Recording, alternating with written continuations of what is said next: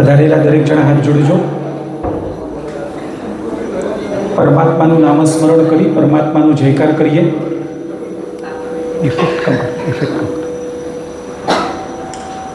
બોલ પ્રથમ તીર્થપતિ સિદ્ધાચલ મંડળ શ્રી આદિનાથ ભગવાન કી જય. બોલો ગિરનાર તીર્થાધિપતિ શ્રી નેમિનાથ ભગવાન કી જય. બોલો કલિકાલ કલ્પતરુ શ્રી શંખેશ્વર પાર્શ્વનાથ ભગવાન કી જય. બોલો ચરમ તીર્થપતિ શ્રી મહાવીર સ્વામી ભગવાન કી જય.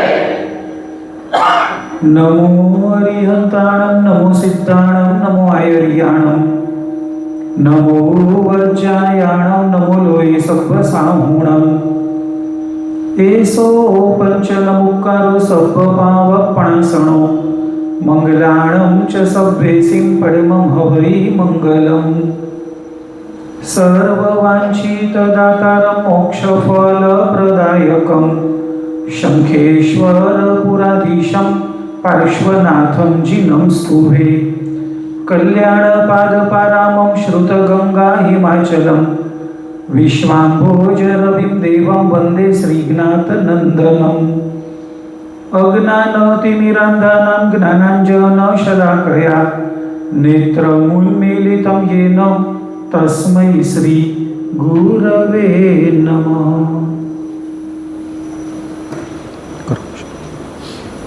जरा सा इफेक्ट कम करो, इफेक्ट कम करो.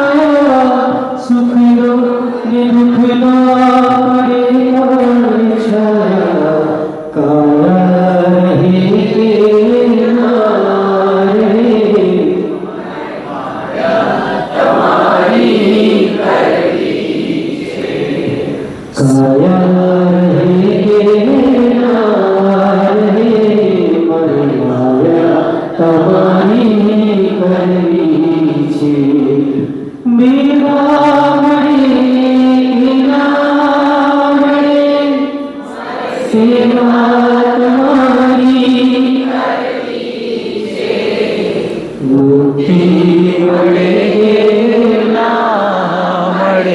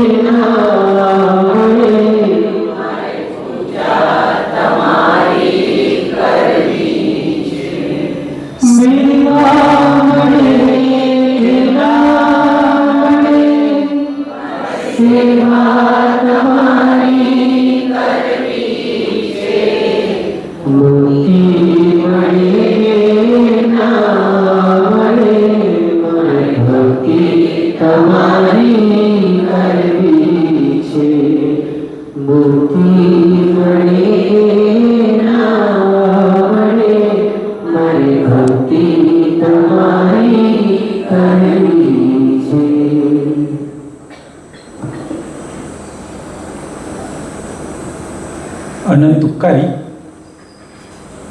ચરમ તીર્થપતિ શરમણ ભગવાન શ્રી મહાવીર પરમાત્માએ વૈશાખ સુદ 11ના દિવસે જગતના લાયક જીવો સંસારથી તરી શકે એટલા માટે લોકોત્તર એવા જૈન શાસનની સ્થાપના કરી.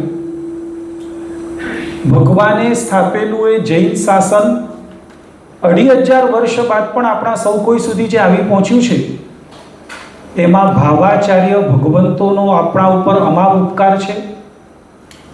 જે આચાર્ય ભગવંતોએ પોતાના પ્રાણોની પણ પરવા કર્યા વગર, માન સન્માનની તો અપેક્ષાઓ નથી રાખી, પોતાના પ્રાણોની પરવા કર્યા વગર જેવું ભગવાને સ્થાપ્યું હતું એવું ને એવું યથાર્થ લોકોત્તર જૈન શાસન આપણા સૌ કોઈ સુધી પહોંચાડવાનો ઉત્કૃષ્ટ ભાવોપકાર કર્યો છે. આચાર્ય ભગવંતનો કરેલો એ ઉપકાર અને એ ઉપકારના અનુસંધાનમાં મારું તમારું કર્તવ્ય શું હોઈ શકે એ વિષયને કેન્દ્રમાં રાખીને આજે આપણે થોડીક વિચારણા આગળ વધારવાની છે.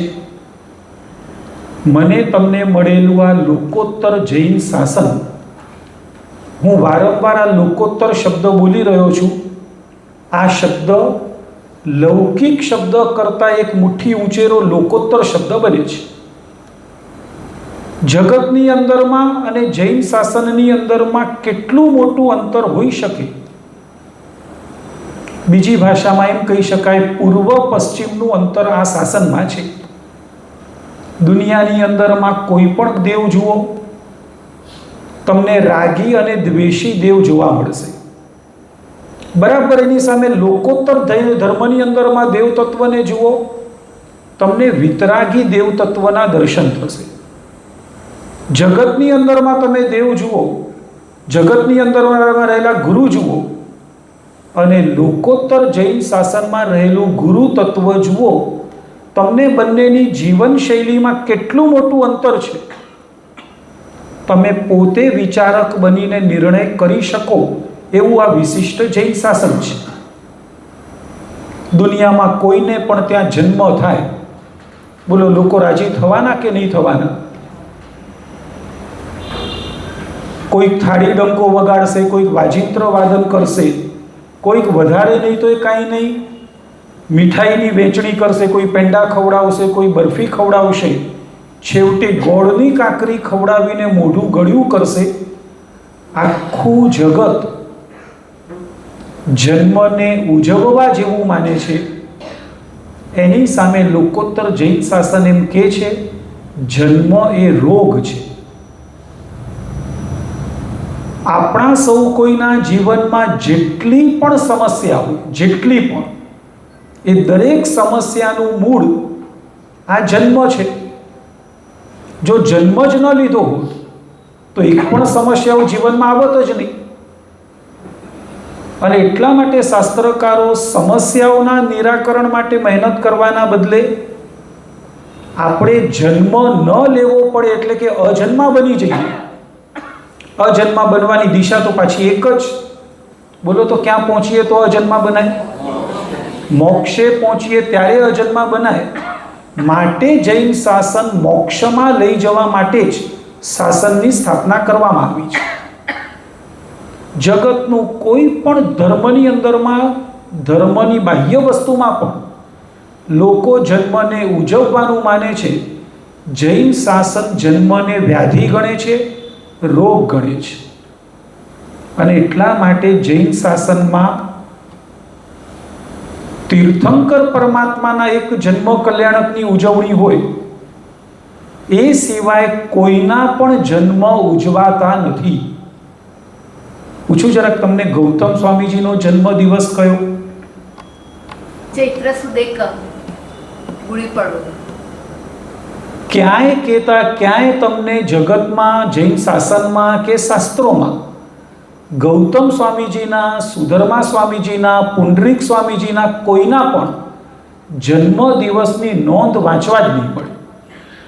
કેટલાક લોકો આવી કપોળ કલ્પનાઓ કરે છે કે ચૈત્ર સુદ 1 હિન્દુની અંદરમાં નવું વર્ષ કહેવાય, ગુડી પડવા તરીકે ઓળખાય, એને એમણે ગૌતમ સ્વામીજી સાથે જોડવાની ચેષ્ટા કરી છે, પરંતુ એ બાબતમાં કોઈ પણ સરખો આધાર નથી. મુદ્દો એટલો છે, જૈન શાસન જન્મને ઉજવવા જેવું માનતું જ નથી. હું તમને આ લૌકિક અને લોકોત્તરની વચ્ચે અંતર ક્યાં છે એ મારે વાત કરવી છે. બોલો, દુનિયામાં કોઈનું પણ મરણ થાય, લોકો દુઃખી થાય, રડવા બેસે, છાતી કૂટે, માથું કૂટે, શોક સંતાપ કરે, અફસોસ વ્યક્ત કરે. આ લૌકિક જગત. બરાબર એના સામા છેડે લોકોત્તર જૈન શાસન તો એમ કહે છે, જો જીવવા જેવું જીવન જીવ્યા હોય, શબ્દો થોડા ધ્યાનમાં લેજો, જીવવા જેવું સારું જીવન જીવ્યા હોય, એના પરિણામે મરવા જેવું મરણ મેળવી શક્યા હોય, તો એમ કહે છે કે એવા મરણના મહોત્સવ મંડાવવા જોઈએ. દુનિયા જેની અંદરમાં રડી, શોક સંતાપ કરી, માથું કૂટતી હોય અને કર્મનો બંધ કરતી હોય, જૈન શાસન એની સામે એમ કહે છે એવા મૃત્યુના તો મહોત્સવ મંડાવવા જોઈએ. એની પાક્ષિક તિથિ, માસિક તિથિ, વાર્ષિક તિથિએ ઉજવણી કરવી જોઈએ. ખ્યાલ આવશે તમને આ બે બાબતનું અંતર? જગત જે મરણની અંદરમાં રડવા બેસે, પોક મૂકે, એને જો સારું મરણ હોય, સમાધિવાળું હોય, તો જૈન શાસન ઉજવણી તરીકે ઓળખવામાં આવે. અને એટલા માટે આપણે ત્યાં કોઈ પણ મહાપુરુષોની, આચાર્ય ભગવંતોની, ઉપાધ્યાય ભગવંતોની સ્વર્ગારોહણ તિથિ નિમિત્તે મહોત્સવ મંડાય, પરંતુ જન્મ ક્યાંય પણ ઉજવાતો નથી. મારી વાત છે લૌકિક અને લોકોત્તરની વચ્ચેનું આ અંતરની. અહીંના દેવ જુદા, અહીંના ગુરુ જુદા, અહીંનો દરેકે દરેક સાધર્મિક સાથેનો વ્યવહાર પણ જુદો, અહીંનો ભાષા પ્રયોગ પણ જુદો. દુનિયામાં ક્યાંય પણ જાઓ, જમવાનું આમંત્રણ હોય, લોકો એમ કહેશે કે જમીને જજો. બોલો, જૈન શાસનમાં શબ્દ પ્રયોગ, ફરક ખ્યાલ આવે છે તમને? બીજે બધે એમ કહેશે કે અમારા તરફથી કંઈક પ્રભાવના વગેરે રાખેલી છે, એ લોકો કદાચ એમ બોલશે કે લાભ લઈને જજો. જૈન શાસનમાં લાભ લઈને નહીં, લાભ આપીને જજો. ફરક દેખાય છે તમને આ વાર્તાલાપમાં? મારી વાત એટલી છે કે લૌકિક અને લોકોત્તરમાં આ આટલું મોટું અંતર છે. બોલો, જૈન સિવાયના જગતમાં મત તો ઘણા છે, ઘણા બધા દર્શન છે, ઘણા બધા મત છે, ધર્મો છે. કોઈક મને તમને એટલું પૂછે, ભવાંતરમાં તમને કયો ધર્મ જોઈએ છે? વિચારીને, ઉતાવળે નહીં. આવતા ભવમાં તમને આ બધા ધર્મોમાંથી પસંદ કરવાનું આવે તો કયો ધર્મ તમને ગમશે? દુનિયામાં એવા પણ ધર્મો છે, સૂર્યોદયથી સૂર્યાસ્ત સુધીમાં થૂંક પણ ગળે ઉતારવાની ના પાડશે, પણ જેવો ચંદ્ર દેખાશે ખાવાનું ચાલુ કરશે, છેક વહેલી સવાર સુધી ખાશે. અને પાછું એમ કહેશે કે અમારું તો 1 મહિનાનો રોજાનો તપ છે. હવે જો એ લોકો આને તપ ગણતા હોય તો જૈન શાસનને પામેલા તો કહી શકે અમે જિંદગીભર તપ કરીએ છીએ, જિંદગીભર. જે લોકો ચોવિયાર કરતા હોય એના માટે. એ લોકો રાત્રે ખાય, જૈનો માત્ર સૂર્યની હાજરીમાં વાપરે, સૂર્ય ન હોય ત્યારે એનું વાપરવાનું બંધ હોય. બોલો, જગતમાં ધર્મના નામે થતી હિંસા, ધર્મના નામે, અને એની સામે જૈન શાસનને પામેલો નાનો બાળક પણ એક કીડી કે મંકોડા જેવા પણ જીવની કરતી રક્ષાનું પરિણામ. તમને આ બધામાં ખ્યાલ આવે છે?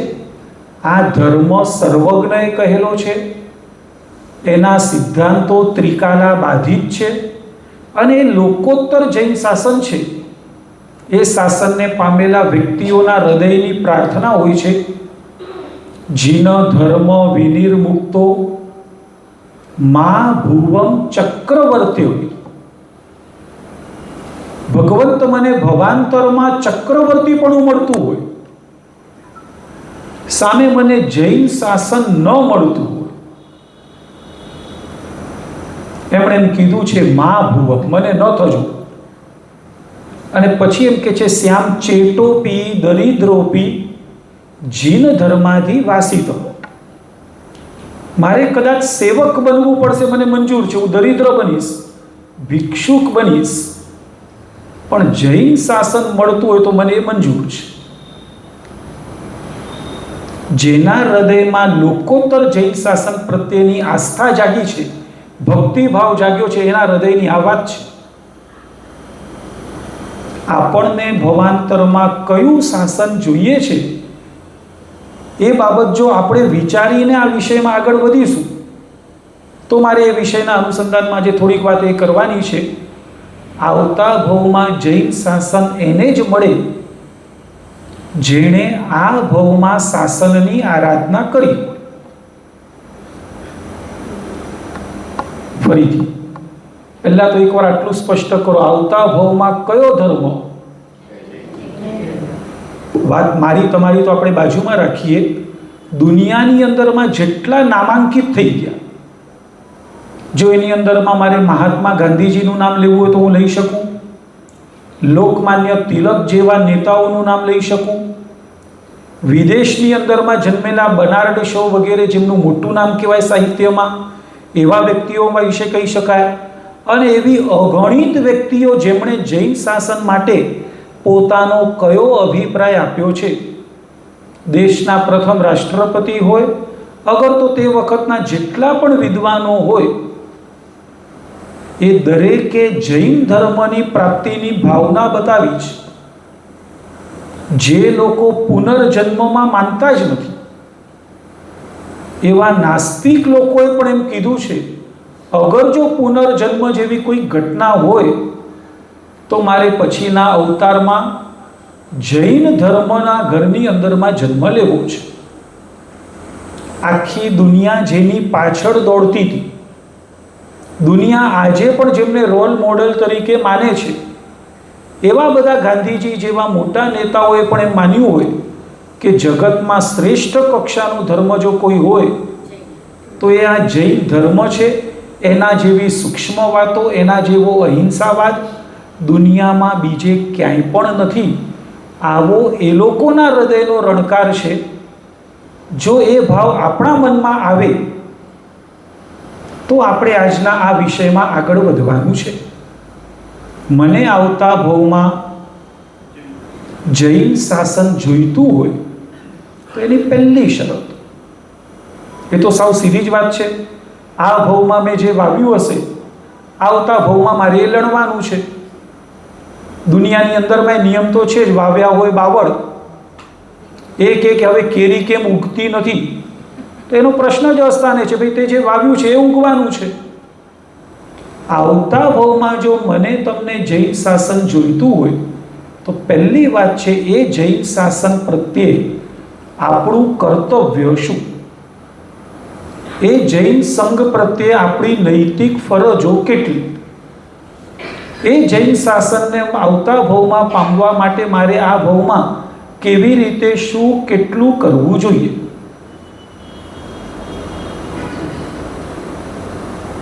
તમને બધાને કદાચ શ્રી સિમંદર સ્વામીનું એક ચૈત્યવંદન આવડતું હશે. શ્રી સિમંદર જગધણી આપ ભરતે આવો, કરુણાવંત કરુણા કરી અમને વંદાવો. પછી ભગવાન એમ કહે છે કે સકલ ભક્ત તુમે ધણી, જો હોવે અમનાથ ભવો ભવ હું છું તાહરો, નહીં મેલું હવે સાથ. બોલો તો પછી સયલ સંગ છંડી કરી. સાચી વાત? આ પેલા આટલી વાત સાચી. સયલ સંગ છંડી કરી, આમ આ વાત સાચી. મેં એકવાર આવું કંઈક પૂછ્યું હતું કે આ વાત સાચી છે, મને કે સાવ સાચી છે. મને કે અમે પહેલી જ લાઈનમાં શું બોલ્યા?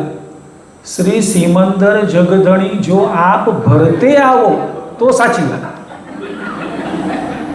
હવે કે અમને તો ખબર છે એ બેઠા છે મહાવિદેમાં, એ ભરતમાં આવવાના નથી, અમે મહાવિદે જઈ શકવાના નથી. જો આવે તો અમે દીક્ષા લઈશું. એટલે ટૂંકમાં લેવી નથી અને ઢોળવું છે પરમાત્મા ઉપર. એમ ક્યાંક આપણા જીવનમાં આવું તો નથી ને કે મને જોઈએ છે ખરું જૈન શાસન, પણ એના આરાધવા માટેની જ્યારે વાત આવે ત્યારે આપણા બધાની થોડીક પીછેહટ દેખાય. સ્તવનમાં પણ લોકો એટલે જ બોલે છે ને, ભક્તિ ગીતોમાં, પ્રભુજી માંગુ તારી પાસ, મારી પૂરી કરજો આસ, માંગી માંગીને પ્રભુ શું માંગ્યું? આવતો ભાવ એવો આપજો. આ ભાવમાં તો નહીં ને? અને આવતા ભાવની એની મનોરથ માળા એટલી બધી સુંદર સાંભળવી ગમે. જન્મ તીર્થંકર કુળમાં થાય, પારણામાં મને નવકાર સંભળાતો રહે, વર્ષ 8મું જ હોય, ભગવાન સમોસર્યા હોય, ઉમંગે સમોસરણમાં દેશનામાં જવાય જો. પણ આ બધું ફરી ફરીને એની ધ્રુવ કડી કઈ, મને આવતો ભાવ આવો બધો આપજો. બિલકુલ વાત એ જ આવશે જ્યારે આ બધું મળ્યું છે ત્યારે જો એને આરાધવું નથી અને ભાવનાઓ ભાવવી છે કે મને આવતા ભાવમાં બધું આપજો, આ ક્યારેય પણ સંભવિત બનવાનું નથી, શક્ય બનવાનું નથી. અને એટલા માટે મને તમને મળેલું આ જૈન શાસન મારે એ રીતે આરાધવું છે કે મને આવતા ભાવમાં આ લોકોત્તર જૈન શાસન મળે. અને એ જૈન શાસન મારે પામવું હોય તો મારે મારી ભૂમિકામાં આરાધવાની શરૂઆત ક્યાંથી કરવી, કેવી રીતે કરવી? આ જૈન શાસન પ્રત્યેનું મારું કર્તવ્ય, મારું ફરજ, મારી જવાબદારી જૈન સંઘ પ્રત્યે કેટલી, મારા સમાજ પ્રત્યે કેટલી, ગામ પ્રત્યે, જ્ઞાતિ પ્રત્યે કેટલી, આ વિષયને આપણે કેન્દ્રમાં રાખી અને થોડીક વિચારણામાં આગળ વધવું છે. સૌથી પહેલા એક હૃદયની અંદરમાં જો આ ભૂખ હોય કે મારે જૈન શાસન પામવું છે, તો પછીની કીધેલી ઘણી બધી વાતો આપણને કંઈક પણ ઉપકારક બનશે. પણ કેટલાક ટાઈમ છે કે ચાલો જઈએ, 1.5 કલાક બેસવાનું છે, બેસીશું, સંભળાય એટલું સાંભળશું, નાયા એટલું પુણ્ય, બાકી તો વળી પાછું આપણી જીવનમાં જોડાઈ જઈશું, તો પાછો આ વિષય એવા વ્યક્તિઓને લાભકારક નહીં બને. તમે બધાએ શ્રી હરિભદ્ર સુરીશ્વરજી મહારાજનું નામ સાંભળ્યું છે. જન્મે જૈન હતા કે બ્રાહ્મણ હતા? માત્ર બ્રાહ્મણ હતા એમ નહીં, જૈન ધર્મના કટ્ટર દ્વેષી હતા. મનની અંદરમાં એમનો નિર્ણય હતો હાથીના પગ નીચે કચડાઈ મરવું સારું, પણ હાથીથી બચવા માટે કોઈ દેરાસર ખુલ્લું હોય તો બચવા માટે એમાં અંદર ન જવું. આવો જેના મનની અંદરમાં તીવ્ર દ્વેષ, કુદરતનું કરવું એકવાર ઘટના જેવી બની, ખરેખર આ સામેથી ધસમસતો હાથી જ આવ્યો. હવે ગમે એટલું આવું બોલવું સહેલું છે, પણ જ્યારે હાથી જ્યારે આવીને ઊભો રહે એટલે આમ તેમ નજર કરીને ખરેખર દેરાસર જ દેખાણું. છુપાવવા અંદર ગયા, અરિહંત પ્રભુજી વિશાળ પ્રતિમાજીના દર્શન થયા. દ્વેષ હોવાના કારણે એમણે ભગવાનની પણ મશ્કરી કરી. એમણે કીધું કે આટલા હૃષ્ટપુષ્ટ દેખાવ છો. પ્રભુજીનું બિંબ વિશાળ હતું. એમણે કીધું કે નક્કી તમને ભક્તો માલ મલિદા ખવડાવે છે. અગર જો અંદરમાં આ બધી લીલીછમ વાતો ન હોય તો ચહેરા ઉપર આટલી હૃષ્ટપુષ્ટતા ન દેખાય. ભગવાનની પણ મશ્કરી કરીને બહાર આવેલું એ વ્યક્તિત્વ આપણે લાંબી વાતોમાં નથી જવું. દ્રષ્ટાંત તમને બધાને ખ્યાલમાં પણ હશે. પેટ ઉપર એક લોખંડનો બેલ્ટ બાંધતા હતા. કોઈકે પૂછ્યું કેમ? ધોતી ઉપર ને વળી બેલ્ટ હોય? એમણે કીધું કે આ પટ્ટો જુદો છે. જ્ઞાનનું આચમન એટલું બધું કર્યું છે, જ્ઞાનનો મહાસાગર પી ગયો છું, ક્યાંક પેટ ફાટી ન જાય એટલા માટે બાંધ્યું છે. એ વિદ્વાન તો ખરા અર્થમાં અજોડ હતા. એ જમાનામાં એમની સરખામણી કોઈ સાથે થાય એવા કોઈ બીજા વિદ્વાન હાજર નહોતા, એ નક્કી વાત હતી. વતન એમનું ચિત્તોડગઢ. રાજ દરબારમાં એમની એક અલાયદી સીટ રાજપુરોહિત તરીકેની નિયત જ રહી. રાજમાન્ય વ્યક્તિ હતા, 14 વિદ્યાના પારગામી હતા. નાનકડી કોદાળી રાખતા, કોદાળી બેલ્ટની અંદરમાં ખોસીને રાખતા. કોકે કીધું આ કેમ, શું જરૂર છે?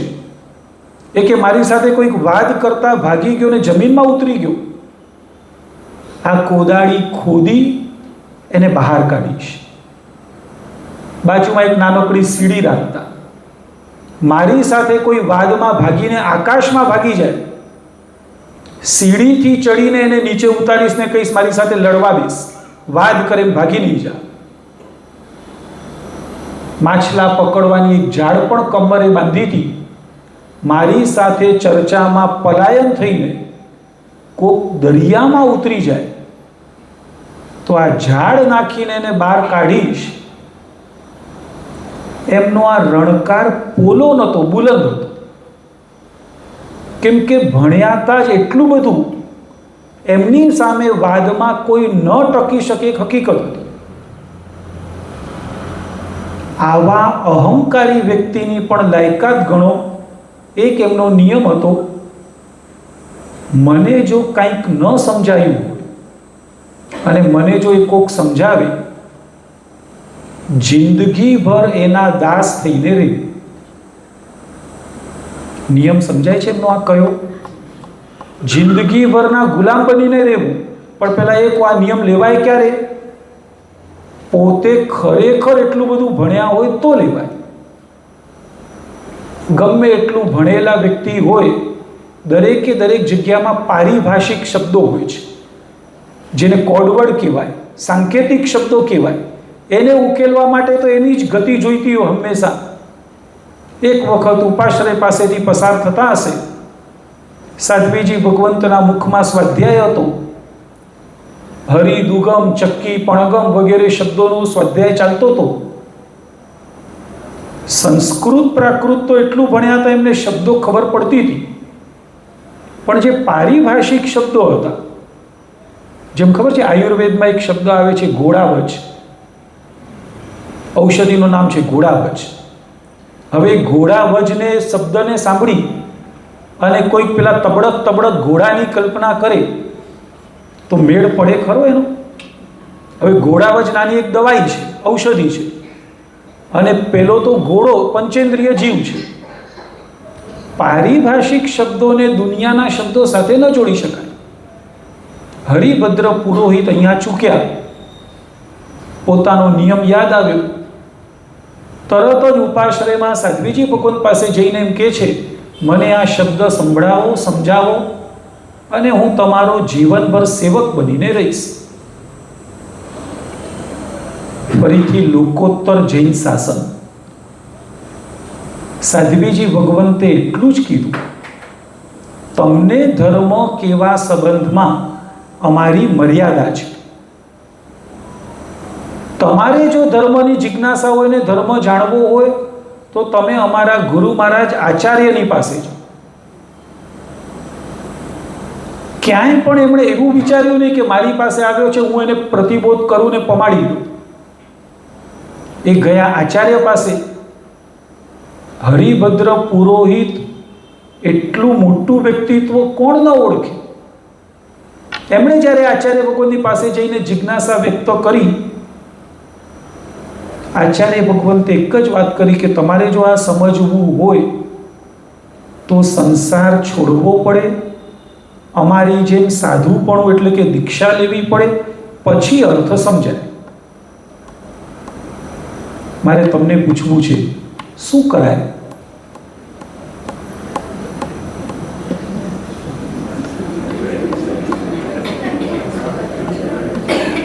મારો પ્રશ્ન તો આમ ખ્યાલ આવે છે ને? શું કરાય એમ પૂછું છું. ઉત્કંઠા કેવી છે એના પર ડિપેન્ડ. ચાલો, આ તો બહુ ઊંચી વાત થઈ ગઈ. હું એટલું તમને કહું કે આપણે ક્યાંક મહારાજ સાહેબ પાસે ગયા અને સાહેબે કીધું એક કામ કરો, સામાયિક લઈ લો, હમણાં કરાવો. હવે મારે ઉત્કંઠા જાણવી છે. સામાયિક લઈ લો કે મહારાજ સાહેબ તમારો અર્થ તમને મુબારક?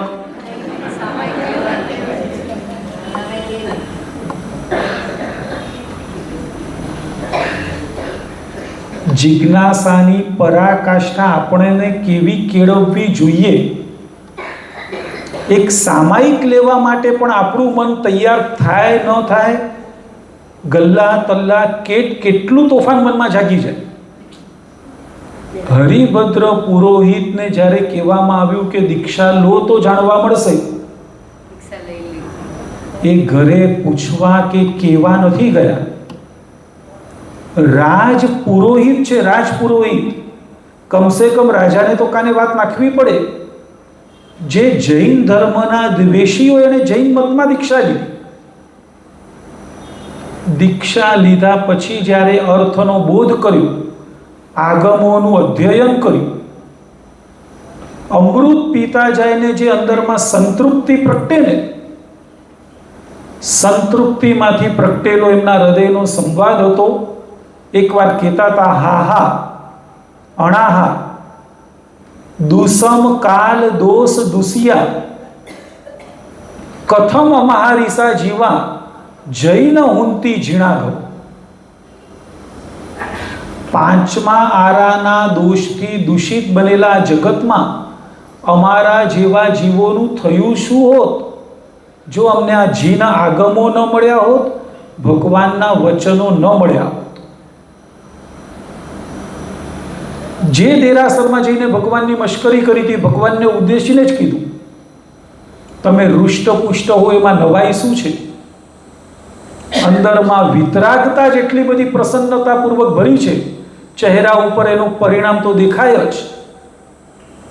અને એ પછી એમણે આગમનું અધ્યયન અને એમાંથી નિષ્કર્ષ એમણે જગતને આપવાનું નક્કી કર્યું. એમના મગજમાં જે ચાલતું હતું ને, એક ધોધ વહેતો હતો, ધોધ. કાગળ ઉપર અવતરિત કરવાની તો એક મર્યાદા હોય, ક્રમથી શબ્દો લખાય. મગજમાં વિચારવાની ઝડપ એના કરતાં વધારે હતી. સૂરજના પહેલા કિરણથી લઈને સૂર્યાસ્તની છેલ્લી ક્ષણ સુધી અનવરત લખતા હતા. એકવાર શ્રાવકો વંદન કરવા ગયા, ચહેરા ઉપર વિષાદ જોયું. વિષાદ. એ કાળના શ્રાવકો પણ એવા કુશળ હતા, ચહેરો વાંચી શકતા. ગુરુદેવના ચહેરા ઉપર વિષાદ જોઈને શ્રાવકોને સમજાઈ ગયું, નક્કી કોઈક શાસન ઉપરની ઘટના હોવી જોઈએ. કેમ કે જૈન સાધુને ક્યારે પણ વ્યક્તિગત પોતાની ફરિયાદ સંબંધી કોઈ વિષાદ ચહેરા ઉપર ક્યારેય ન. આપણે સાહેબને ગમે એટલી વાર પૂછીએ, સાહેબ શાતામાં સ્વામી શાતા છેજી, ગમે એવી વિષમ પરિસ્થિતિમાં એમને પોતાની ફરિયાદ હોય જ. એમનો તો એક જ જવાબ હોય, દેવ ગુરુ પસાય. છતાં એમના ચહેરા ઉપર વિષાદ જોયો. શ્રાવકે પૂછ્યું કે ભગવાન શું વાત છે? આચાર્ય ભગવંતે મનમાં જે રમતું હતું એ કીધું. મગજની અંદરમાં એટલો બધો પ્રવાહ આવી રહ્યો છે, કાગળ ઉપર અવતરિત કરવું છે, દિવસ ઓછો પડે છે, રાત્રિમાં સમય હોય છે, પરંતુ રાત્રિમાં કંઈ કાર્ય કરી શકાય એવું હોતું નથી. સમજાય છે તમને? રાત્રિમાં કંઈ કરી શકાય એવું રહેતું નથી. આજના શ્રાવકો હોત કદાચ વ્યવસ્થાઓ કરી આપત. શું કરી આપત? જેમાં સાધવાચારની મર્યાદા નંદવાઈ છે. શું કહું છું? આજના શ્રાવકો જો વ્યવસ્થા કરવા ગયા હોત તો સાધવાચારની મર્યાદાની ચિંતા કરીને વ્યવસ્થા કરવી એ કદાચ એમણે ચિંતા ન કરી હોત. આ શ્રાવકો એવા ગંભીર હતા, ઘરે આવીને એના માટે શું કરવું એક ઉપાય મળ્યો. ઉપાય મનમાં આવ્યો તો ખરો, આયોજન એ પ્રમાણે કરવું એ થોડું કઠિન કામ હતું. એમણે એ પ્રમાણે તપાસ આદરી. એમની તપાસ હતી નાગના માથે જે મણી હોય, મણી, એ નાગમણીની શોધ એમણે શરૂ કરી. નાગમણી સંબંધી તો ઘણી વાતો બતાવેલી છે.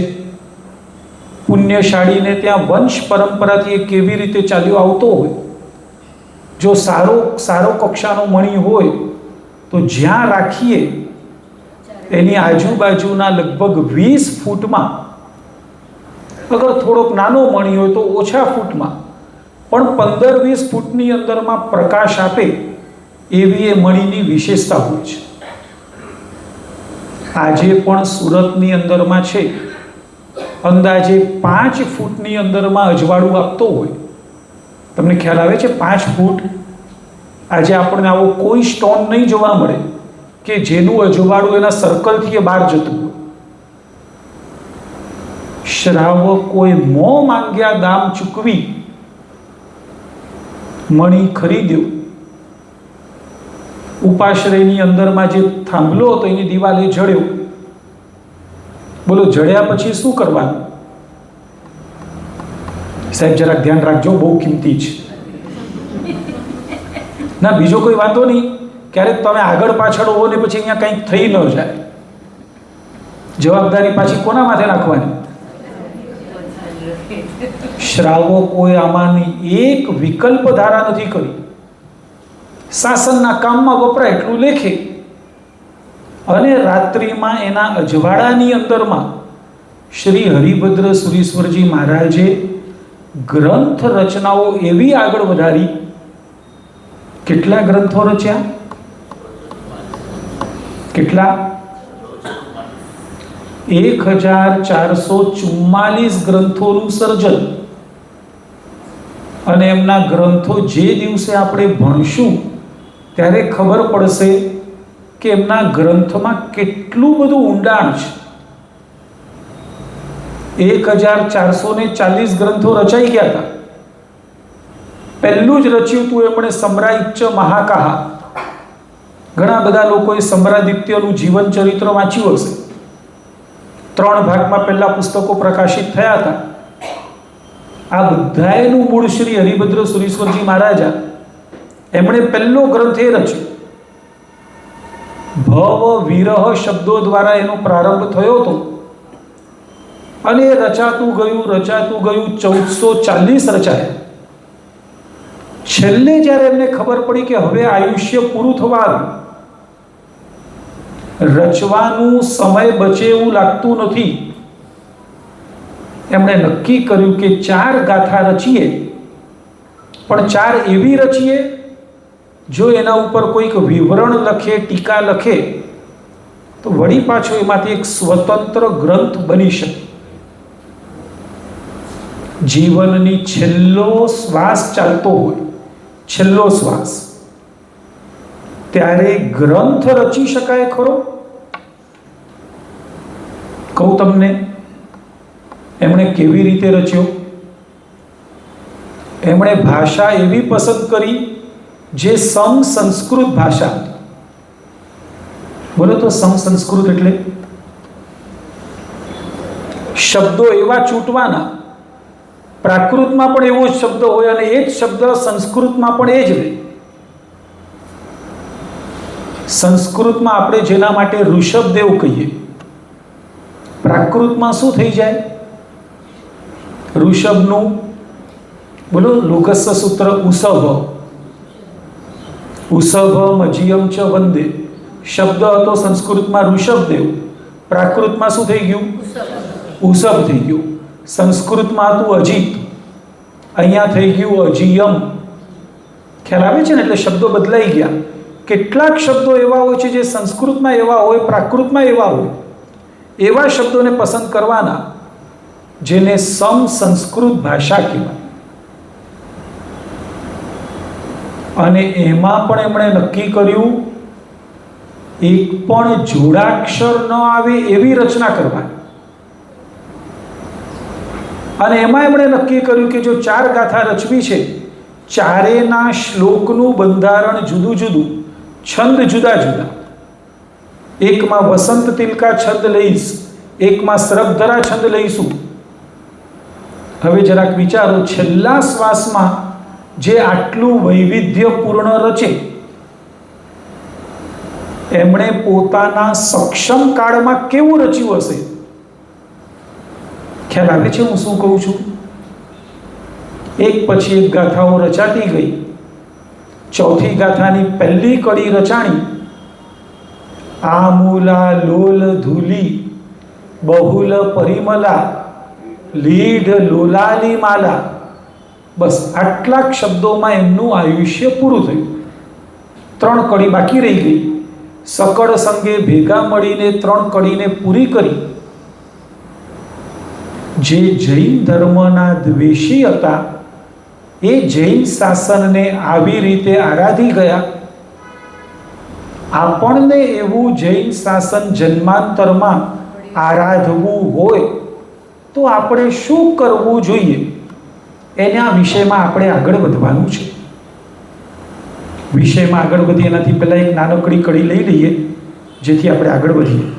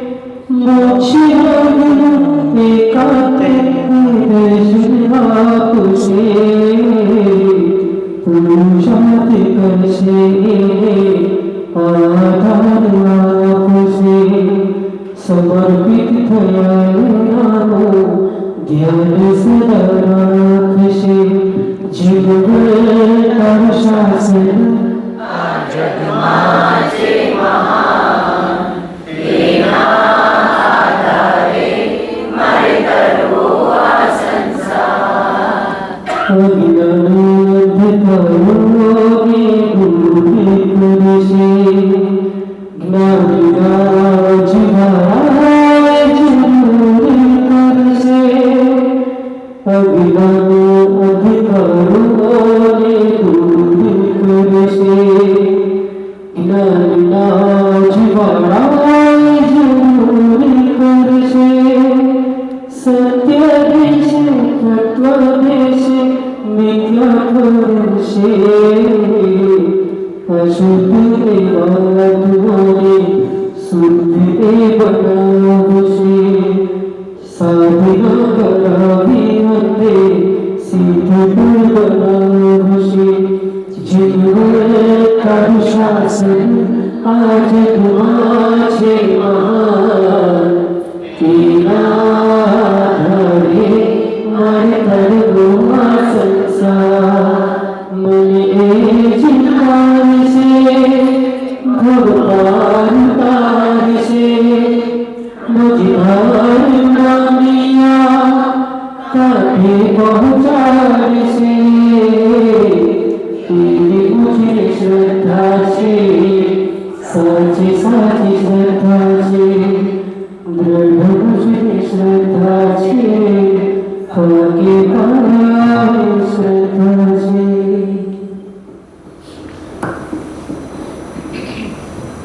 દેવાદિદેવ હરિહંત પરમાત્માએ સ્થાપેલું આ જૈન શાસન સમગ્ર જગતના એકાંતે હિતની વાતોને કરનારું છે. જો આ જૈન શાસનનો મહિમા ખરા અર્થમાં વિશ્વવ્યાપી બને તો જગતની અંદરમાં ક્યાંય પણ કોર્ટ કચેરીની જરૂર ન પડે. જો આ જૈન ધર્મનો ત્યાગ ધર્મનો મહિમા ખરેખર દુનિયામાં ફેલાઈ જાય તો જેટલું પણ દુનિયાની અંદરમાં પોલીસ તંત્ર છે એ આખા પોલીસ તંત્રની કોઈ આવશ્યકતા ન રહે. જૈન શાસનના મહાવ્રતોનો મહિમા જો જગતમાં ફેલાય ને તો વિશ્વમાં જેટલું પણ લશ્કર લડી રહ્યું છે એ કોઈ લડત કરવી ન પડે એટલું આ જૈન શાસનની ખરા અર્થની અંદરમાં મહાવ્રતોનો ત્યાગ ધર્મનો મહિમા છે. અને આ હોવાના કારણે જ ખરા અર્થમાં વિશ્વ ધર્મ બનવાનું જો કોઈકનું સામર્થ્ય હોય ને તો એ માત્ર ને માત્ર જૈન શાસનનું છે. આવું અનુભવી વ્યક્તિઓ બોલી રહ્યા છે. જગતની અંદરમાં જેટલી પણ કોર્ટ કચેરી હોય, પોલીસ તંત્ર હોય, લશ્કરી વિભાગ હોય, બોલો તો લડત શેના માટેની છે? કોર્ટમાં મેટર શેની છે? બોલો કોઈ કે જળ, જમીન અને જોરું, આ ત્રણ માટેની જ મેટરો કોર્ટમાં છે કે બીજું કંઈ? જેટલા પણ કેસ હશે, કોઈ કે મારું લઈ લીધું, બે ભાઈઓ છે, એકના મનમાં એમ છે મને આટલું મળવું જોઈએ, બીજાને એમ છે મારે આટલું આપવું નથી, ગયા છે મેટર કોર્ટમાં, વર્ષોથી બે સગા ભાઈઓ લડે છે. હવે બોલો જૈન શાસનનું પાંચમું વ્રત અહીંયા પરિગ્રહ રાખવાનો જ નથી, સંતોષ નામના ગુણથી જીવવાનું છે. મારે કાંઈ જોઈતું નથી આ શ્રદ્ધા હૃદયમાં રાખવાની હોય તો એ પોતાના ભાઈ સાથે તો ન લડે, જગતમાં કોઈની સાથે લડવા ન જાય. ભાઈ તો ગમે તેમ તો એ પોતાના સગો ભાઈ છે, એની સાથે લડવાનો તો એને વિચાર જ ન. આણે મને આટલું આપ્યું, આણે મને ઓછું આપ્યું, આ બધા ગણિત તો તુચ્છ વ્યક્તિઓના છે. જૈન શાસન થોડું ઘણું પણ પામ્યા હોય એને હોય મનમાં કદાચ માવતર મને આપશે પણ મારા કપાળમાં નહીં હોય તો નહીં ટકે. બોલો માવતર મને ન આપે અને મારા ભાગ્યમાં હોય, બોલો ક્યાંયથી પણ મને આવીને મળી જશે. આવી જેણે શ્રદ્ધા કેળવી હોય જીવનમાં, આ વચનની આરાધના જેણે આરાધી હોય, એ જીવનમાં ક્યારેય કોઈની સાથે ઝઘડે ખરા? હું તમને પૂછવા માંગુ છું, આજે તો બે દીકરીઓ હોય, બંને પરણીને જુદે જુદે ઘરે ગઈ હોય, બંને દીકરીઓ દરેક પ્રસંગમાં મા બાપને માપ્યા જ કરે. એના પ્રસંગમાં આટલું કર્યું હતું, મારામાં આમ કે. પૈસો કોનો છે? પૈસો કોકનો, માવતરનો. જજ કરવાનું કામ કોણ કરે? નીચેના. એના વખતે આમ, મારા વખતે આમ. ભાઈ, આ નિર્ણય કરવાનું કોણે સોંપ્યું તમને? મા બાપની સંપત્તિ છે, એમને જ્યાં વાપરવી હોય ત્યાં વાપરી. જૈન શાસનમાં તો રામચંદ્રજીનું દ્રષ્ટાંત આપણે એટલે યાદ કરીએ છીએ. આગલી રાત્રે દશરથ રાજાએ પૂછ્યું હતું, અયોધ્યાની રાજગાદીનો વારસ તું છે, પરંતુ એવું થયું છે ને, મેં કૈકેયીને વરદાન આપ્યું છે અને કૈકેયી એમ કે છે આ રાજ્ય રામચંદ્રજીને નહીં, કોને આપો? સાંભળતાની સાથે રામચંદ્રજીની આંખો ભીની થઈ ગઈ. એમણે એટલું જ કીધું કે પિતાજી, રાજ્ય તમારું છે. તમે જો મહેલની બહાર ઉભેલા વોચમેનને પણ આપો ને, તો મારાથી એમ ન પૂછાય કે પિતાજી એને કેમ આપ્યું. ભરત તો ગમે તેમ તો મારો ભાઈ છે.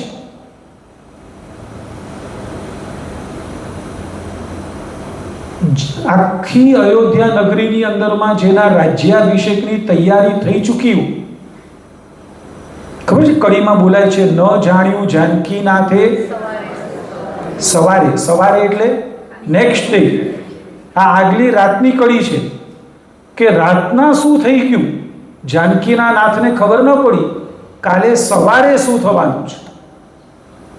પણ મુદ્દો એ છે કે ક્યાંય રામચંદ્રજીએ હક દાવો માંડ્યો? જૈન શાસન આ વાત કરે છે.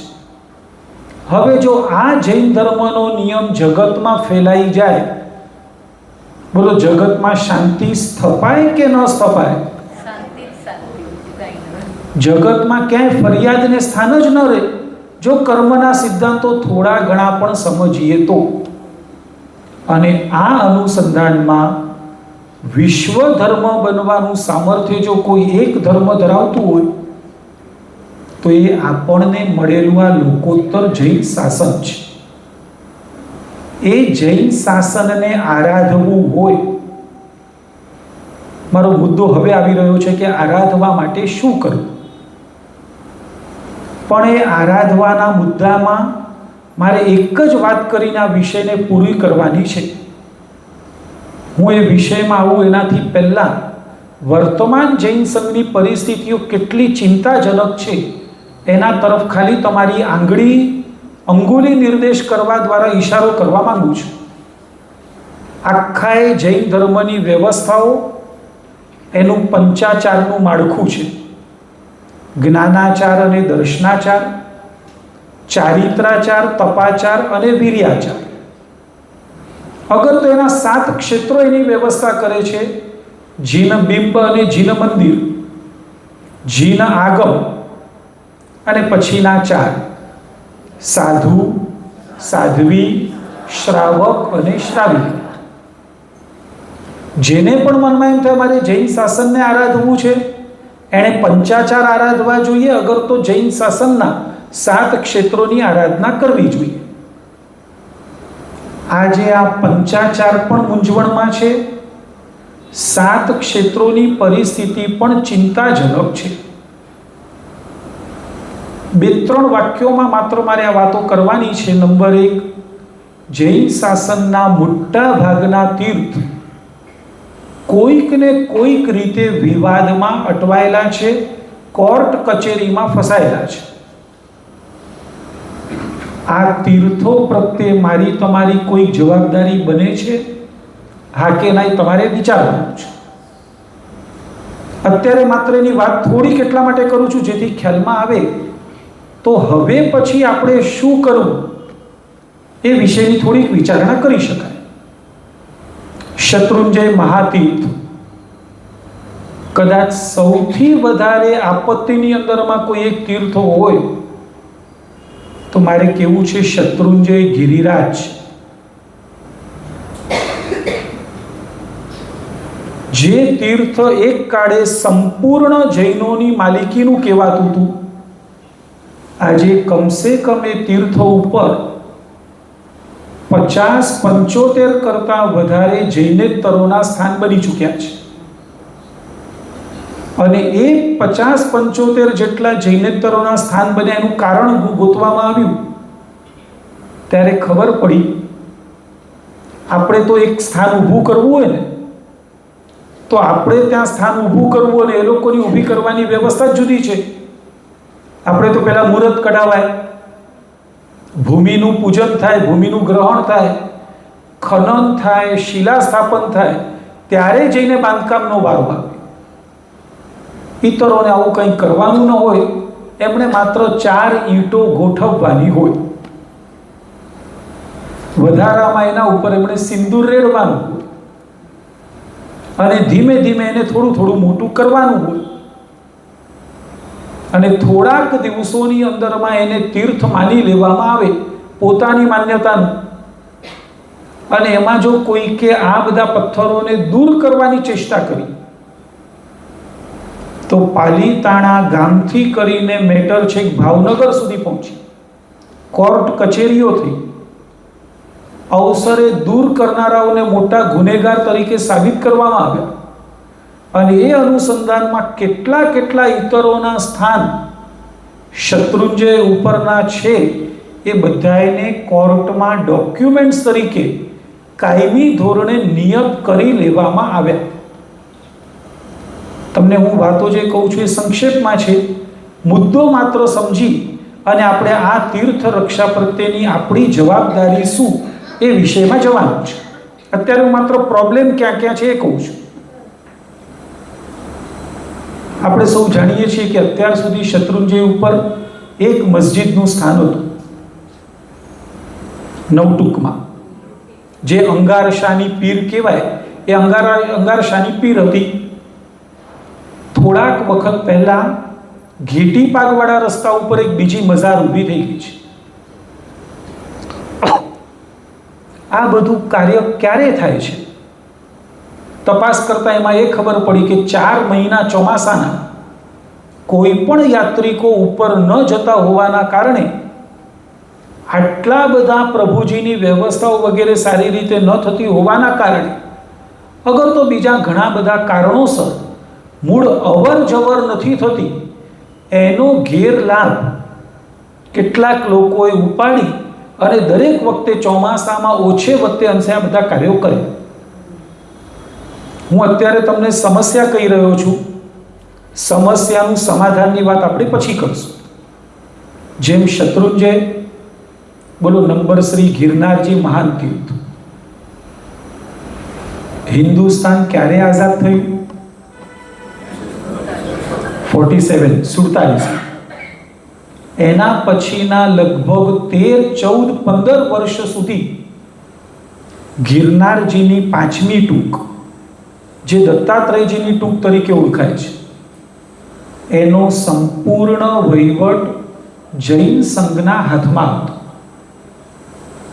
આઝાદી પછીના 13-15 વર્ષ, લગભગ 1961 કે 1963 સુધી એ દત્તાત્રેય ઉપરની જે કંઈ પણ વ્યવસ્થાઓ જૈન સંઘ કરતો એની રસીદો ફાટતી અને એની રસીદો આજે આપણી પાસે છે, ડોક્યુમેન્ટલ તરીકે છે.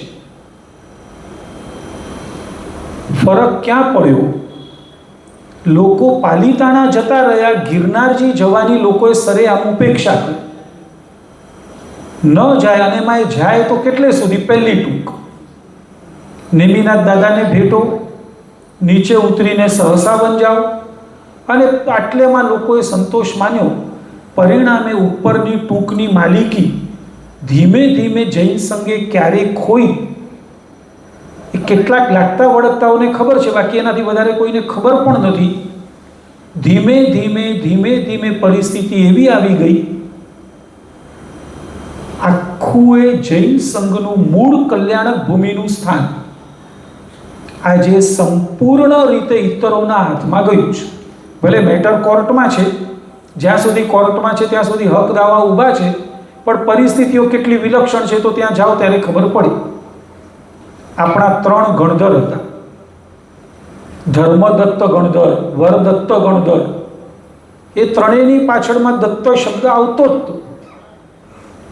અને એ અર્થમાં એ નેમિનાથ ભગવાનના 3 ગણધરો હોવાના કારણે આ ટૂંકને આપણે કયા નામથી ઓળખતા હતા?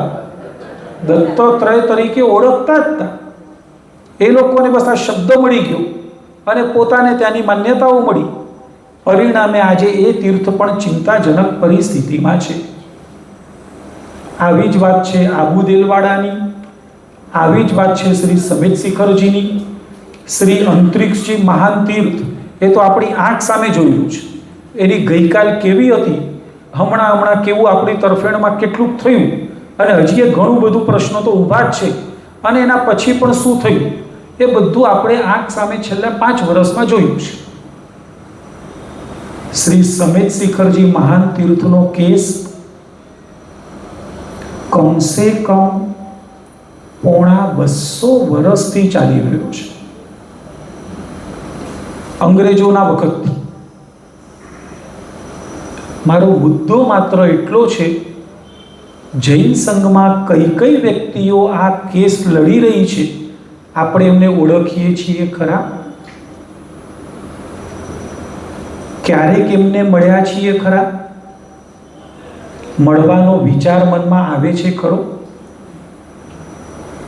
કેવી રીતે લડો છો, મેટર ક્યાં પહોંચી, બોર્ડ ઉપર ક્યારે આવશે, કંઈક પણ અમારા જેવું કાર્ય હોય તો અમને કહેજો. આટલું બોલવાની જવાબદારી આપણી બધાની બને છે? મારે હા કે નામાં પૂછવું છે. આપણી જવાબદારી બને છે? હમણાં જો આપણી દુકાન ઉપર કોઈકે કબજો લીધો હોય, ઘર ઉપર કોઈકે કંઈક કબજો કર્યો હોય, કેવું અને કેટલું લડીએ, કેટલી જાન લગાડીને આપણે એના માટે હક દાવા કરીએ. એક વાક્ય કહી દઉં, મહાપુરુષો જે કીધું છે, કોર્ટ કચેરી માટે આપણે જેટલું ઘર માટે, દુકાન માટે કરીએ, મહાપુરુષોએ બહુ ઓછામાં ઓછા શબ્દોમાં ધર્મનું રહસ્ય સમજાવ્યું છે. એમણે એમ કીધું છે, ઘર ડૂબાડે, દેરાસર તારે. વાત સાચી હોય તો હામાં, અગર તો મને અટકાવીને રોકજો. સાચી છે પેલા વાત? આપણું ઘર, એના ઉપર કરેલી મમતા એ આપણને સંસારમાં ડૂબાડે. સાચી વાત? સામે દેરાસર તારે, આટલું બરાબર? બોલો, હું બોલાવું છું એટલે હા પાડો છો? નહીં, જે હોય તે મને વિચારીને કહી દો. આટલું ખરું, ઘર ડૂબાડે? હું ઓનરશિપની જ વાત કરું છું. બોલો, ઘર ઉપર કરેલી આસક્તિ, મમતા ક્યાં લઈ જશે? કોઈને પણ કહેવું પડશે ને દુર્ગતિનું કારણ છે. જીન મંદિર ઉપર કરેલી મમતા, આસક્તિ, મારું તીર્થ, મારું જીન મંદિર, એ મમતા તારનારી છે. બરાબર એ જ રીતે મહાપુરુષે બીજું વાક્ય કીધું, આપણી પેઢી કે ઓફિસ ડૂબાડે, ઉપાશ્રય તારે. ખરી વાત છે. સ્વજનો ઉપરની મમતા, મારા મા બાપ, મારા દીકરા દીકરી, મારા વહુ અને જમાઈ, મારો પરિવાર, બોલો આ મમતા તારે કે ડૂબાડે? મારો સંઘ, મારા સાધર્મિક, આ ભાવના સૌને તારે. ટૂંકમાં સંસારની બધી જ સામગ્રી, બોલો ડૂબાડે. ધર્મની બધી સામગ્રી તારે. હું 4 વાક્યો બોલ્યું, ફરીથી ભૂલી જાઉં. બોલો, દેરાસર તારે, ઘર ડૂબાડે, ઉપાશ્રય તારે, ઓફિસ પેઢી ડૂબાડે, સાધર્મિકોનો સંઘનો સંબંધ તારે, સ્વજનોની મમતા ડૂબાડે. ધર્મની બધી સામગ્રી આપણને તારે, સંસારની બધી સામગ્રી ડૂબાડે. આપણા હૃદયનો ઢાળ કઈ બાજુનો હૃદયનો ઢાળ.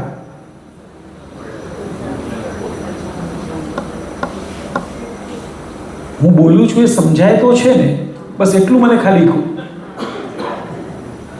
આજે આપણી અવદશા કઈ છે તો આપણે જાણીએ જ છીએ, અને આપણે એટલા માટે જ એની વાતો કરીએ છીએ કે આ બધી પરિસ્થિતિમાં આજે કઈ કઈ વ્યક્તિઓએ કેવી રીતે વર્ષો સુધી કોર્ટ કચેરીમાં લડત આપી.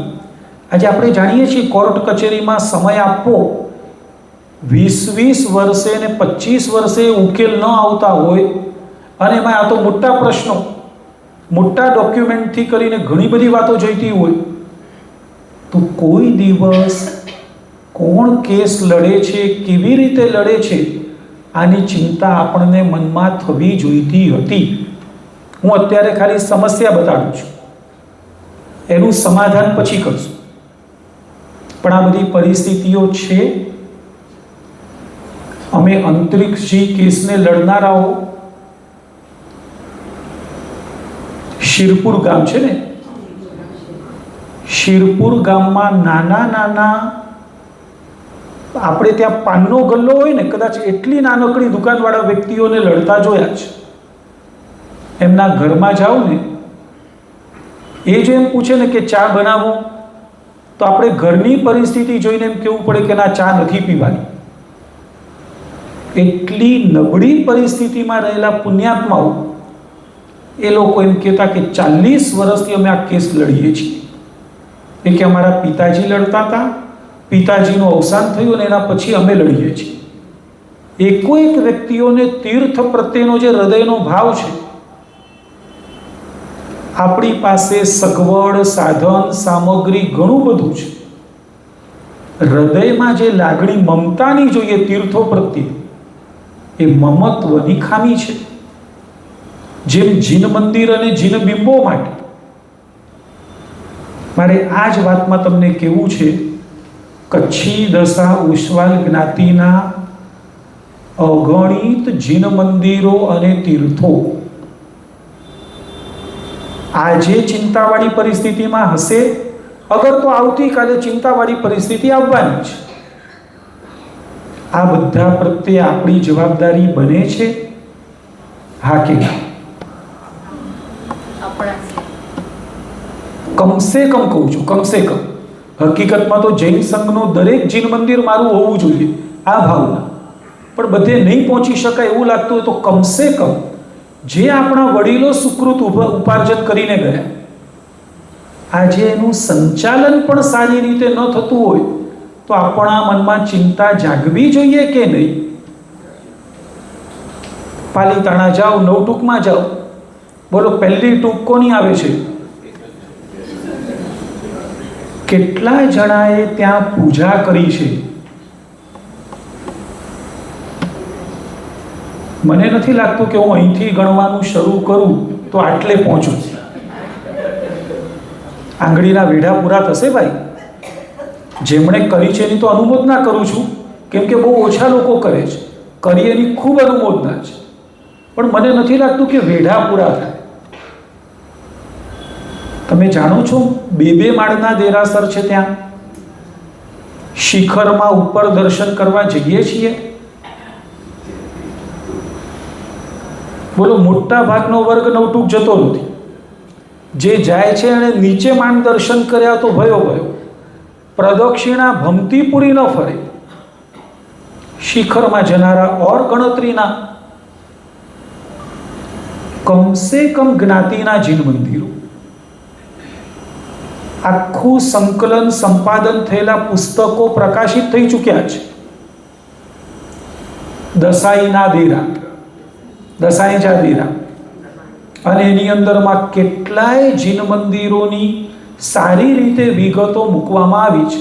કોઈને પણ યાત્રા પ્રવાસ વગેરે ગોઠવવો હોય તો બધું મળી રહે એ રીતે સુંદર સંકલન થયેલું છે. પણ હું એમ પૂછું ને કે કેટલાય પુસ્તક વાંચી લીધું છે તો પણ મને ખબર છે એમાંથી નિરાશા મળશે. જેમણે મહેનત કરી, જેમણે વિચાર્યો, એ બધાની તો અનુમોદના હોય જ, પણ એમણે કરી લીધા પછી આપણું કર્તવ્ય શું? મારો મુદ્દો સમજવાનો પ્રયત્ન કરજો.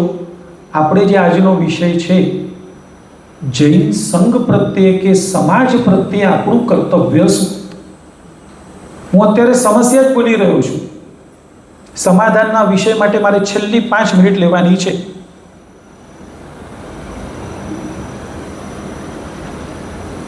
જૈન આગમ એ ત્રીજું ક્ષેત્ર છે. બોલો, જૈન આગમ સંબંધી આપણી બધાની ઉપેક્ષાઓ છે. જૈન સંઘના કેટલા જ્ઞાન ભંડારોના દર્શન કર્યા છે. પાટણનો જ્ઞાન ભંડાર, ખંભાતનો જ્ઞાન ભંડાર, પૂના ઇન્સ્ટિટ્યૂટ ભાંડારકરની, અમદાવાદ એલડી ઇન્સ્ટિટ્યૂટ, આ બાજુમાં કોબાનો જ્ઞાન ભંડાર, મહારાષ્ટ્રમાં નાસિક પાસેનું વણી તીર્થ, વણીની અંદરનું બંકર જેવું જ્ઞાન ભંડાર. આપણે આમાંથી કેટલા જ્ઞાન ભંડારના દર્શન થોડા ઠરીને કર્યા છે. આપણી તાળપત્રની પ્રતો, હસ્તલેખિત નકલો, આ બધા પ્રત્યે આપણી કાંઈક જવાબદારી હોવી જોઈએ કે ન હોવી જોઈએ? બોલો, જ્ઞાનના ક્ષેત્રમાં સૌથી વધારે ઉપેક્ષા છે. હજી આપણને તીર્થયાત્રા ગમે છે, સાધર્મિક ભક્તિ વગેરે હજી ગમે છે, અવસરે સાધુ સાધ્વીજીની વૈયાવચ વગેરે કરીએ છીએ. નથી કરતા તો શું નથી કરતા?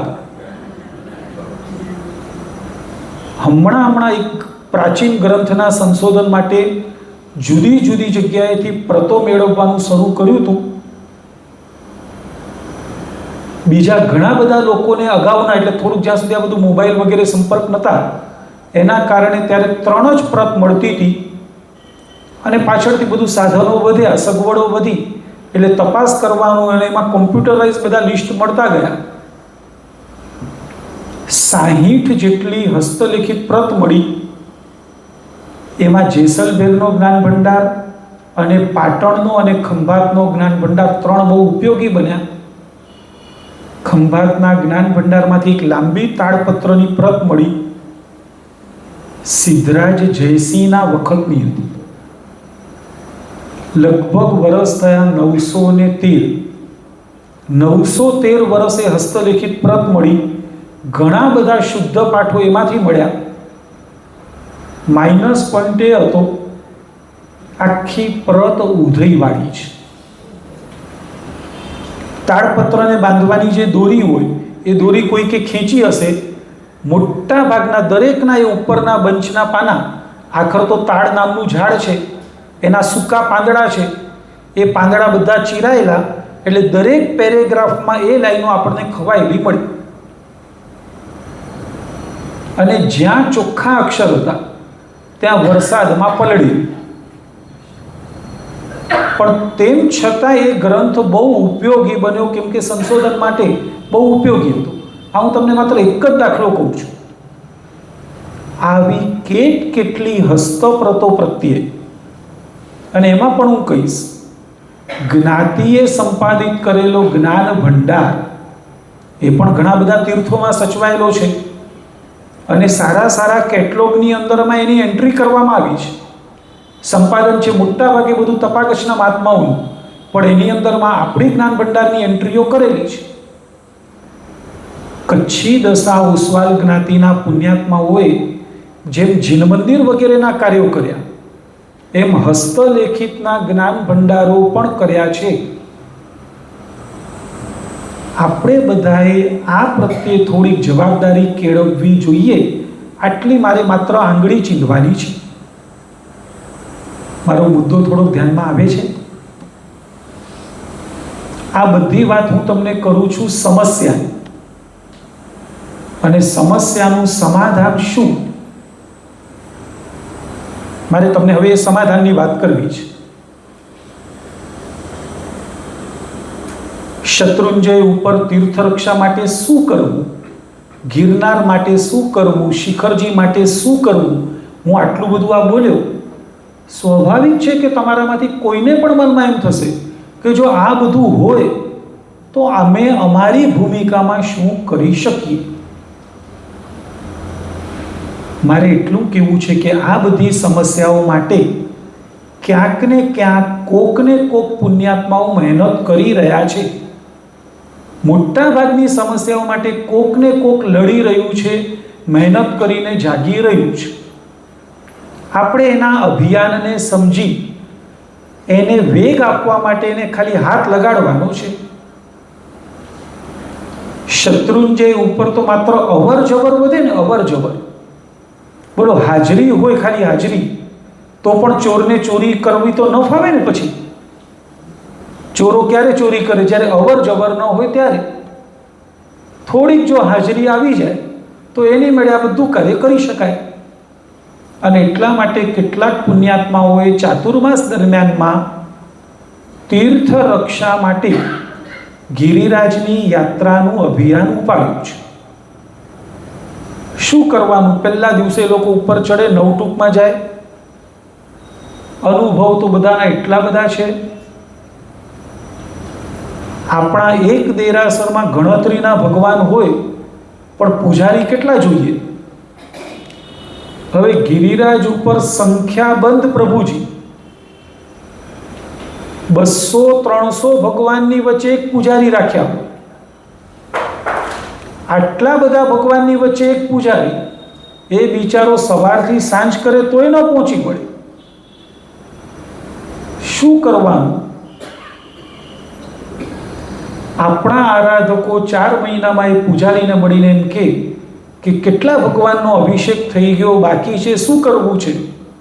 અમે કરીએ, બસ આટલું અમે કરીએ. પૂછો પૂજારીને, એટલું જ જોઈતું હોય. એ કે થાય એટલું કરો તમે. પરિણામે થોડાક શ્રાવકો, અત્યારે આ માત્ર ભાઈઓ પૂરતું અભિયાન શરૂ કર્યું છે.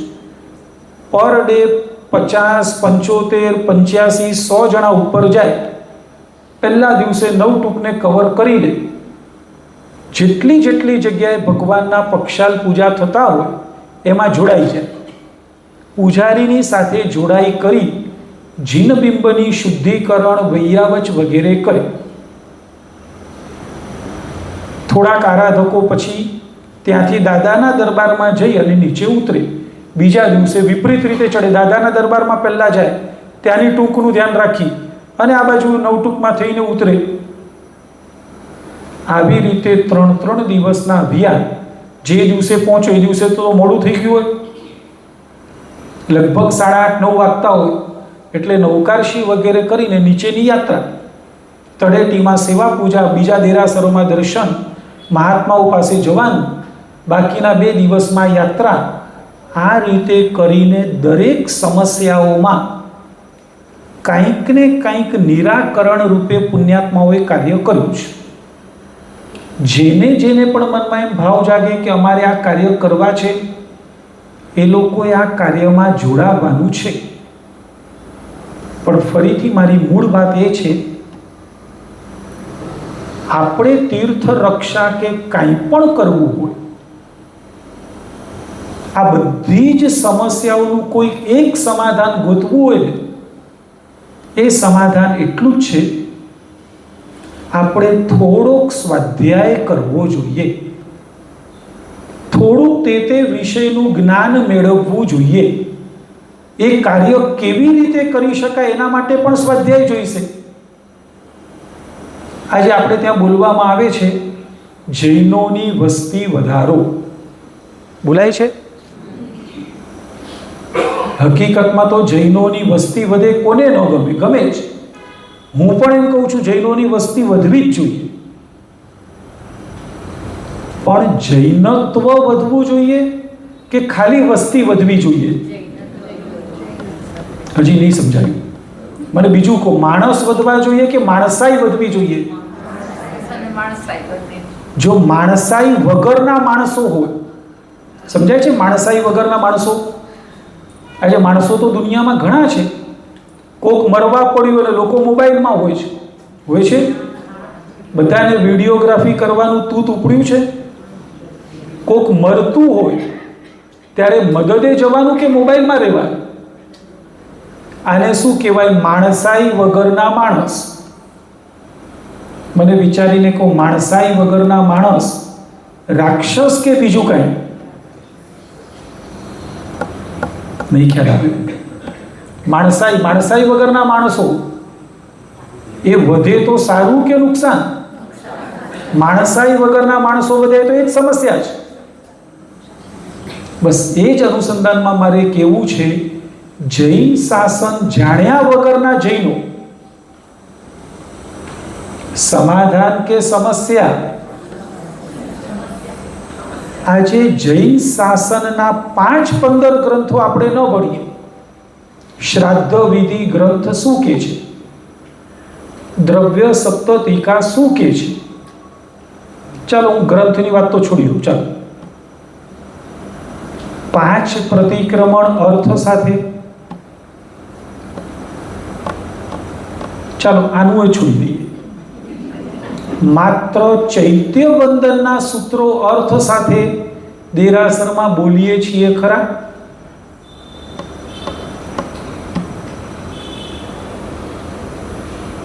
હું કોની સામે જોઉં? મેં લાંબુ પૂછ્યું છે. આમાં લાંબુ 5 મિનિટનું ચૈત્ય વંદન, એનાય અર્થ આપણે નથી ભણતા. હજી જો મારે આગળ પૂછવું હોય ને, નમસ્કાર મહામંત્ર અગર તો નૌપદજી, અરિહંત ભગવાનના ગુણ કેટલા? તમે 12 કહેશો. સિદ્ધ ભગવંતના ગુણો કેટલા? 8. આચાર્યના 36. બોલો તો ઉપાધ્યાય ભગવંતના 25. અત્યારે મારે આ 25 ગણવા હોય તો હું ગણી શકું ખરો? કયા 25 એમ? 11 12 ઉપાંગ. આંકડો નહીં, મારે 12 ઉપાંગના નામ સાંભળવા હોય તો 12 તો નહીં, પણ 1-2 આવડે. 1-2 12 1-2.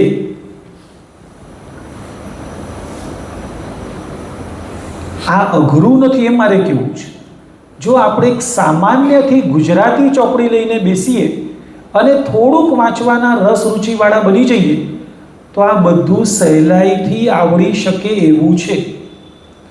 જૈન શાસનને જાણ્યું હશે, એની રીત રસમ સમજ્યા હશું તો આવતીકાલે એની રક્ષા કરવાની વાત આવશે, એ તીર્થોની પ્રભાવના કરવાની વાત આવશે, આરાધવાની વાત આવશે, તો બધી વાતો આગળ કરી શકાશે. પરંતુ આ જૈન શાસનને જાણવાની તસ્દી પણ ન લઈએ અને કોઈ કે ના અમને કોઈ કાર્ય સોંપો, તો કાર્ય સોંપાય ખરું એને? એકવાર અમે લોકો ક્યાંક પાઠશાળાના પ્રસંગમાં ભેગા હતા, વાતો ચાલતી હતી ને એમાં એમ પૂછેલું કે ગોચરીના દોષો કેટલા? અને પછી મેં એમને કીધું કે 42 દોષ કયા કયા કોને આવડે છે? કેમ કે 42 માંથી 16 દોષ, ગોચરીના 42 દોષ છે ને, એમાંથી 16 દોષ શ્રાવકના કારણે લાગે છે, 16 દોષ સાધુના કારણે લાગે છે, બાકીના 10 દોષો બંનેના કારણે લાગે છે. અને એટલા માટે મેં જ્યારે 42 દોષ પૂછ્યા, મને કોઈએ જવાબ ન આપ્યો, પણ એક ભાઈએ મને કીધું, મને કે તમે મહારાજ સાહેબના 42 માંડો છો, અમને અમારા સામાયિકના 10 મનના 10 વચનના એ 32નો અતો પતો મળતો નથી.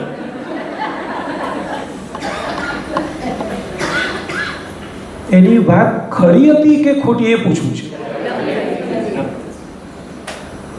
કહું તમને, હું ખરેખર આપણે જ્યારે સામાયિક પાડતા હોઈએ ને ત્યારે આપણે આમ થોડુંક સુધારીને બોલવું જોઈએ. હવેથી સામાયિક અવિધિએ લીધું, અવિધિએ પાડ્યું. અવિધિ કરતા જાણે અજાણે વિધિ થઈ ગયો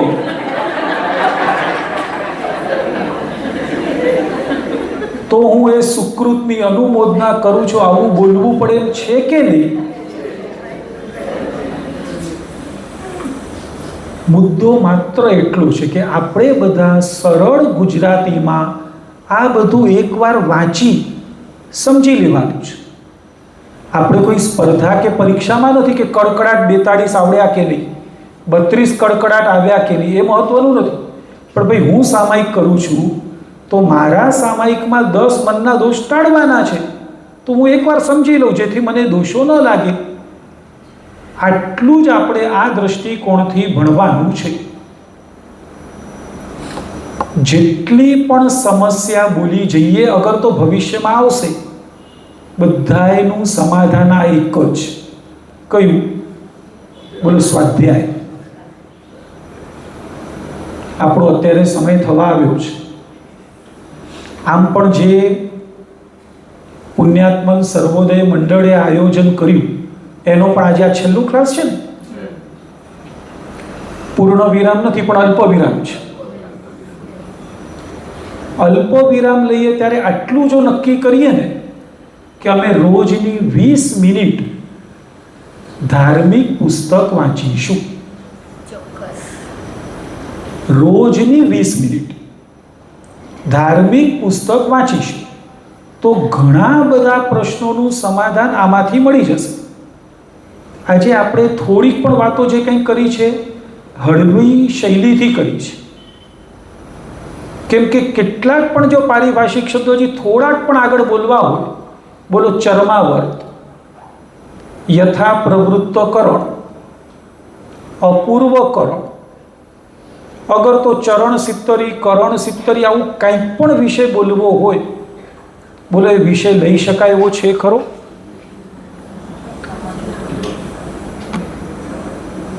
કાં તો પછી એમ કહો કે તમારે બોલે રાખો. ના, કેટલીક વાર કોલેજોમાં આવું પ્રોફેસર સિસ્ટમ આવી હોય છે. એ પ્રોફેસર એન્ટર થાય, એને ખબર હોય કે મારો 35 મિનિટનો પીરિયડ છે, એ નોન સ્ટોપ એને જે વરસવાનું એ બોલી જાય. આપણે તો એવું કંઈ કરવાનું ન હોય. આપણે તો બે વાતો પણ જીવનમાં કામ લાગે એના માટેની મહેનત હોય. પણ આ બધાનો છેલ્લો નિષ્કર્ષ શું? કે મને મળેલું જૈન શાસન મારે જન્માંતરમાં જો જોઈતું હોય તો મારી આટલી જ જવાબદારી છે કે હું પહેલાં જૈન શાસનને જાણું.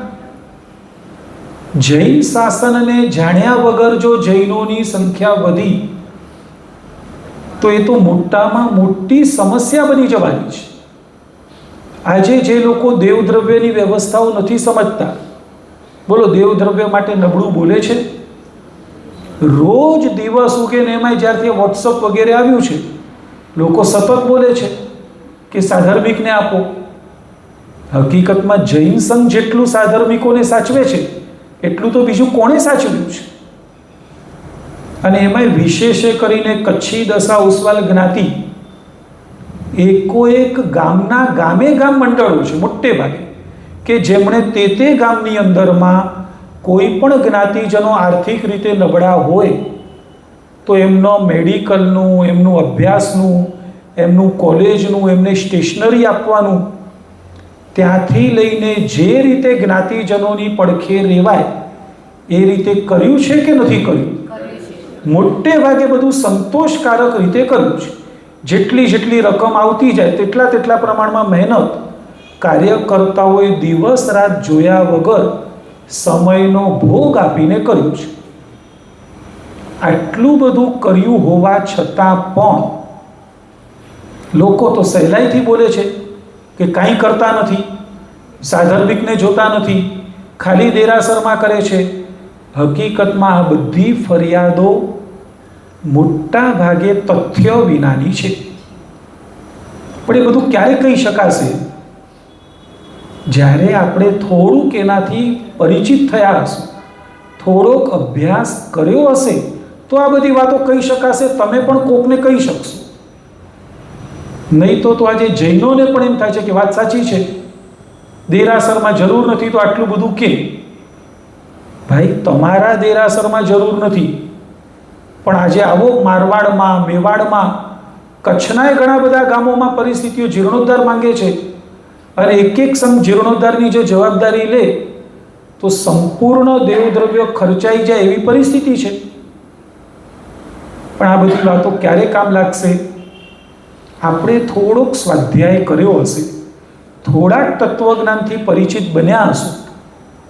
આજે આપણને પંચ પરમેષ્ઠીના 108 ગુણો કેવી રીતે થાય, કયા કયા થાય? બોલો, આટલી પ્રાથમિક વાતો આપણને ધ્યાનમાં હોવી જોઈએ કે નહીં? હોવી જોઈએ. ચાલો, નવકાર ભણ્યા, એના પછીનું સૂત્ર બોલો, ખમાસમણ સૂત્ર. દરેકને આવડે છે, પણ આ એક ખમાસમણ વિધિપૂર્વક આપવું હોય તો 17 વાર સંધિ સ્થાનોને પૂંજવાનું હોય છે. કેટલી વાર? શરૂઆત ક્યાંથી કરવાની અને છેલ્લે પૂંજવાનું ક્યાં પૂરું કરવું? કોઈક મને કહી શકશો ખરા?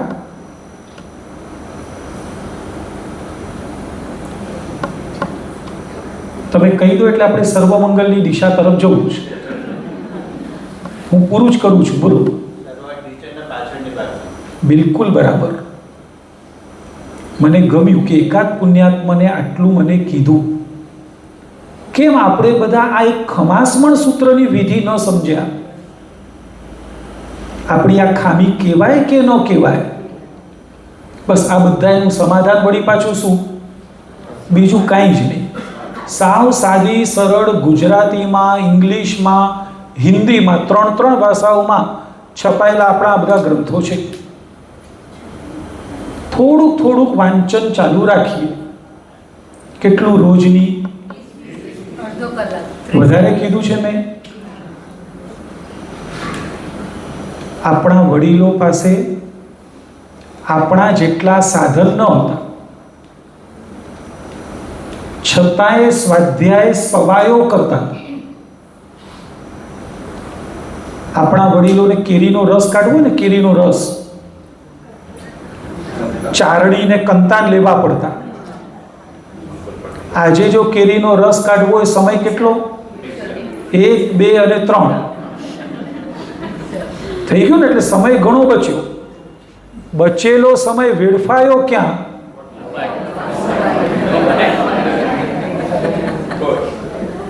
આપણા વડીલોની તમે જૂની 5 પ્રતિક્રમણની ચોપડી જુઓ ને, પાનામાં અમે હળદર જોઈ છે, જીરું ને રાઈ જોયા છે, પાને. રસોઈ કરતા વાંચે. કેમ કે પોતે રસોઈ બનાવે ને બાજુમાં સાપડો ચોપડી ખુલ્લા હોય, સમય જ નહોતો મળતો. આજે જેટલી નોકર ચાકરની સગવડો છે, એટલી વડીલોએ સગવડો નથી ભોગવી, પણ એમાં એ લોકોનો સમય ધર્મના સ્થળોમાં ઘણો બધો. પ્રવચનમાં હાજર હોય, સમયામાં ઉપસ્થિત હોય, સાંજના પ્રતિક્રમણમાં હોય, પાઠશાળાઓમાં ભણે. આજે સગવડ સાધન ખૂબ વધ્યા, સમય બચ્યો, ઉપયોગ નથી થતો. પણ એ બધું વેડફાય છે. અને એટલા માટે માત્ર આટલું કેવું છે. શું કહો છો? સદુપયોગ ન કર્યો. વેડફાય એ જ કહું છું. અને એટલા માટે આટલું કહું છું, રોજની 20 મિનિટ ગુજરાતી પુસ્તકો, હિન્દી જે આપણા છે, વાર્તા વાંચીએ, જૈન શાસનની, તત્વજ્ઞાન વાંચીએ, સૂત્ર પાકા કરીએ, અર્થ પાકા કરીએ. એકવાર આટલું તૈયાર થશે તો આવતીકાલે જૈન સંઘના રક્ષાના કાર્યો, આરાધના કે પ્રભાવનાના કાર્યોમાં આપણે કંઈક સક્રિય બની શકશું. આવે છે આ ધ્યાનમાં?